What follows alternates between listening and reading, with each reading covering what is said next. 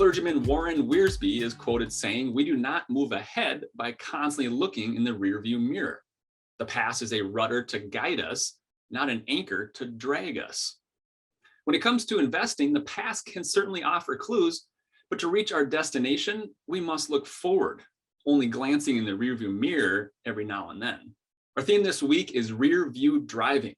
We'll compare economic recessions and stock market results. We'll define the term, decision makers, and explore timing. Let's start in the rear view by giving away the ending of this story. Stock markets are forward-looking. Markets broadly move in advance of future expectations. Importantly, by the time the official start date of a recession is announced, oftentimes the stock market has already declined, and at times even moved into the recovery phase. By the time a recession is called and it shows up in the rearview mirror, our driver may well already be well into it. There are 3 Ds of a recession: depth, diffusion, and duration. An economic recession is defined as a significant decline, depth, in economic activity that is spread across the economy, diffusion, and that lasts for more than a few months, duration. So who determines this and how? The phases of the business cycle is determined by the National Bureau of Economic Research, or NBER. A committee within the NBER meets periodically to evaluate economic conditions and is the ultimate decider on expansionary versus recessionary periods. The committee's job is to evaluate existing data, looking backwards to determine the start and end dates of a recession. This means that by default, the NBER will announce the official start date of a recession only after the recession has actually started. In fact, historically, it has taken between 4 and 21 months to officially determine a recession has occurred. Why so long? The NBER is not in the business of making calls based on future expectations. As they look back to find a recession, they also look back to find an accurate peak in economic activity to mark the end of the cycle.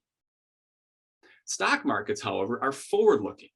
They try to anticipate what's beyond the curve.